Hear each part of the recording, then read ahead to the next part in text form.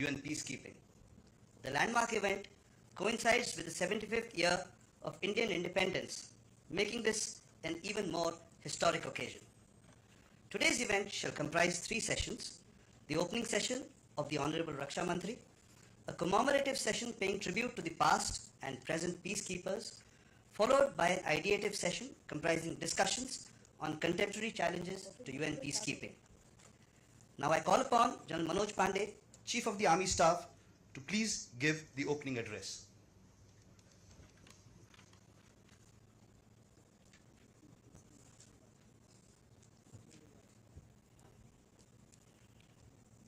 Honorable Raksha Mantri Sri Rajnath Singh, General Anil Chauhan, the Chief of Defence Staff, Mr. Sombi Sharp, the UN Resident Coordinator, distinguished guests, ladies and gentlemen. As we mark the 50th anniversary of UN peacekeeping, I join you all in paying a solemn tribute to all the brave men and women who have served and are serving in UN peacekeeping missions around the world. These brave hearts have worked tirelessly to promote peace, security and stability in some of the most challenging and dangerous global hotspots. On this occasion, it is imperative that we also acknowledge the notable contribution made by India. 75,000 personnel UN peacekeeping in uniform from over our the country years have served under the UN 75,000 personnel and made the country in proud. uniform from our With the country selfless- have served under the UN flag and made the country proud with their selfless commitment, dedication, valor and sacrifice. Since the first deployment way back in 1950, Indian peacekeepers have served in almost all United Nations missions across 4 continents, making us the largest contributor to UN peacekeeping efforts, both in terms of personnel and resources. Today, India has close to 6,000 peacekeepers in Lebanon, Congo, South Sudan, Abyei, Golan Heights, and around the world on varied peacekeeping operations. They are equipped with largely indigenous vehicles and equipment, which is reflective of a self-reliant and Atmanirbhar Bharat in terms of defense production. As a leading contributor of personnel, Indian Army also has a strong commitment to gender equality, which is driven by the Nari Shakti initiative of the government. Congruent to this obligation, India has deployed female engagement teams in MONUSCO and UNISFA, besides women staff officers and military observers deployed in various UN missions. As we reflect on India's contribution under the UN Charter over the past 75 years, we must also look into the future, where new and complex security challenges continue to emerge on the horizon, and the United Nations' role in promoting peace and security remains as vital as ever. The Indian Army stands ready to fulfill India's responsibility and commitment to the UN in close partnership with fellow member states. Thank you and Jai Hind.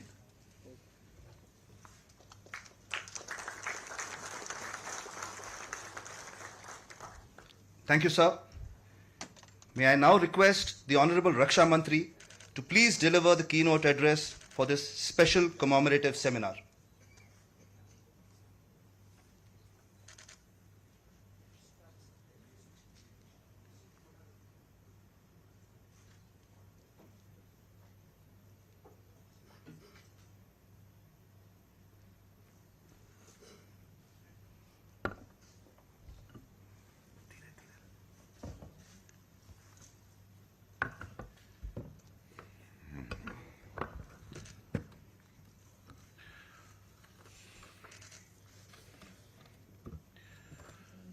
General Anil Chauhan, Chief of Defence Staff, General Manoj Pandey, Chief of Army Staff,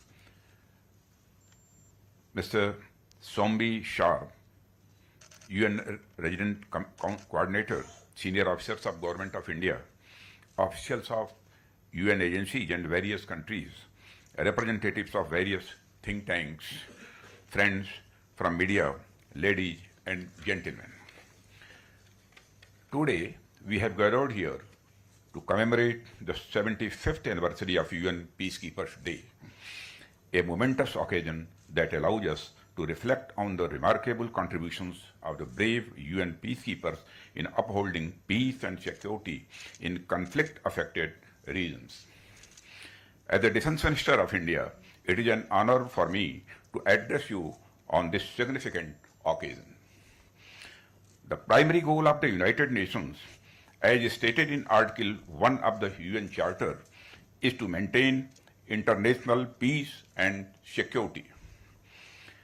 This implies preventing conflicts between nations and promoting conditions that contribute to peaceful relations and the resolution of disputes through peaceful means.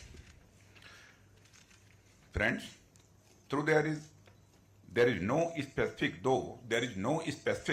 provision for peacekeeping in the UN chapter. It is unarguably the most visible function of United Nations.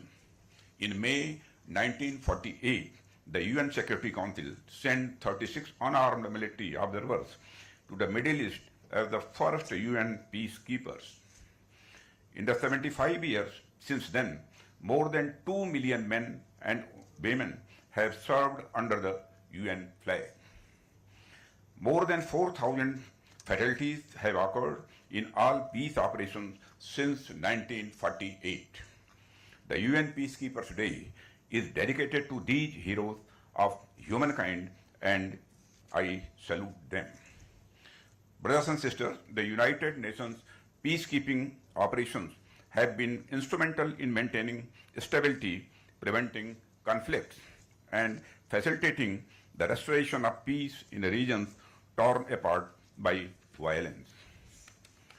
Friends, let me try to explain how I believe the demand is generated for UN peacekeeping operations whenever a conflict erupts between two or more parties, it is generally harmful to the direct and indirect stakeholders.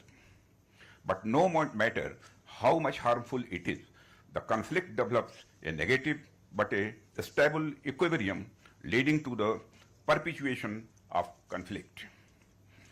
This is because when one side harms or kills the other side, then the other side is filled up with the feelings of revenge and resentment. Then the second party also tries to harm the first party. And human nature being what it is, the cycle has a tendency to continue. That is why I believe that conflicts tend to have an inbuilt momentum of their own, which provides support for its own continuation, a sort of stable and a negative equilibrium.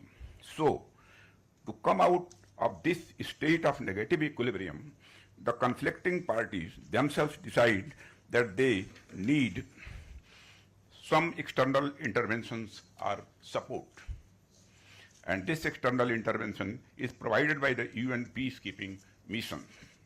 Friends, the most significant aspect of UN peacekeeping missions is that these missions operate with the consent of the parties involved in the conflict. It is not thrust upon the local communities or parties from the outside, rather the demand for the same emerges from within. The UN peacekeepers work towards building the confidence of the conflicting parties in the peace process. They try to put a brake on the continuation of the conflict, and this halt, howsoever temporary it may be, gives time to the conflicting parties to step back, think, and come up with some political solutions. History shows that the UN peacekeeping operations have been mostly successful in dialing down the active conflict, and when the active conflict subsides, political solutions get some space to emerge and evolve. Friends, now let me explain the supply side of the UN peacekeeping missions as evidenced by the enthusiastic global support for such missions.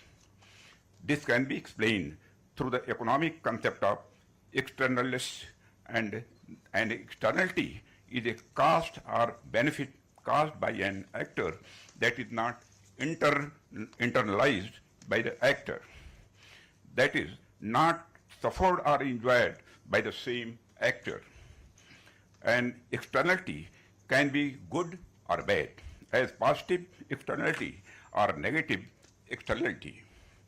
An example of positive externality could be the act of walking to office, which reduces congestion and pollution for the whole society. Conversely, an example of negative externality could be air pollution from using motor vehicles while commuting to office. So, when there is a conflict between 2 or 3 countries, or as a civil war within a nation, it is harmful to the directly involved actors or participants in the conflict. Moreover, it also has negative externalities for those who are not involved in the conflict. We are all aware of the plethora of negative externalities that emanated out of the recent conflict between Russia and Ukraine. It led to the food crisis in various African and Asian countries, and also fueled an energy crisis in the world. Friends, the point I am trying to make is that a conflict at a particular place or region creates ripple effects which adversely impact the whole world.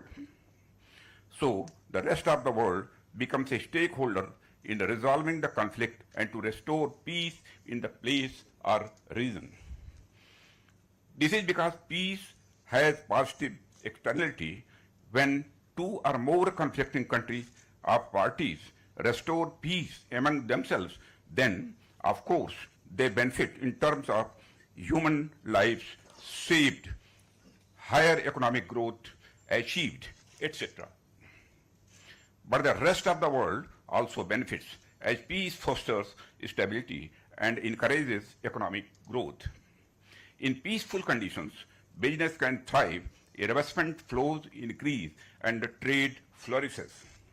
Friends, therefore, it is the positive externality of peace and negative externality of war which drives the United Nations along with the responsible nations of the world to act towards resolving any conflict. This action is manifested in terms of deployment of UN peacekeeping missions in the conflict zones. India has been one of the largest contributors to UN peacekeeping operations. Since its first commitment in Korea in 1950, Indian troops have supervised complex, unmanageable peace operations, earning universal admiration for their professional excellence. Our courageous soldiers, police personnel, and civilian experts have demonstrated exceptional dedication and unwavering commitment to the cause of peace. They have selflessly served in some of the most challenging and dangerous environments, embodying the spirit of peacekeeping and upholding the principles enshrined in the United Nations Charter. Friends, on this solemn occasion, I extend my deepest gratitude to all the valiant men and women who have served or are currently serving as UN peacekeepers. Their unwavering commitment, professionalism, and sacrifices inspire us all. We also extend our condolences to the families who have lost their loved ones in the line of duty. We stand with them in solidarity and offer our support.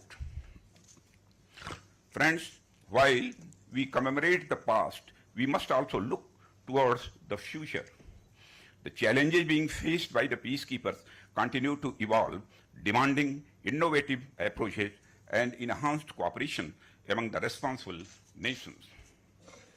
We must invest in training, technology, and resources to ensure the safety and effectiveness of our peacekeepers. We must advocate for the meaningful participation of women in the peacekeeping operations, recognizing their unique contributions in the context of difficulty expressed by women in conflict-affected areas.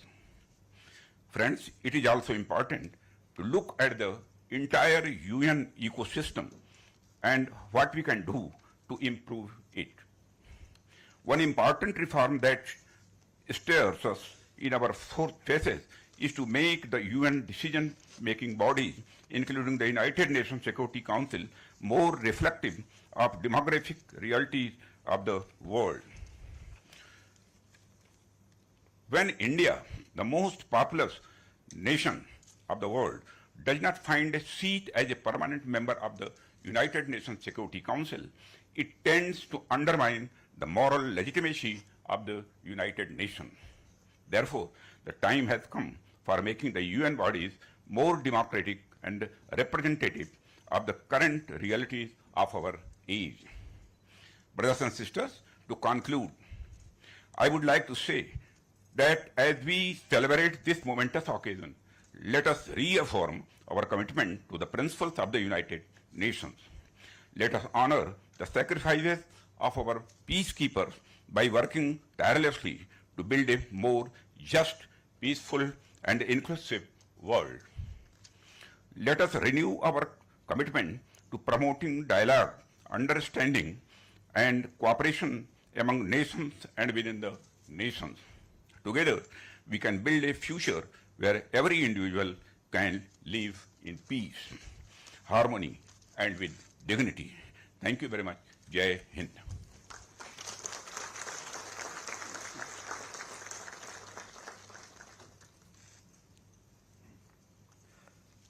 Thank you, sir.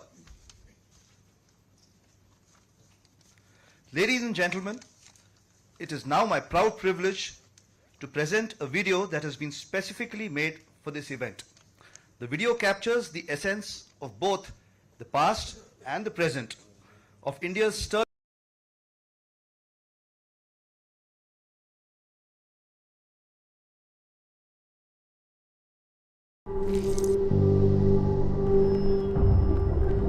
helps beat sensitivity fast.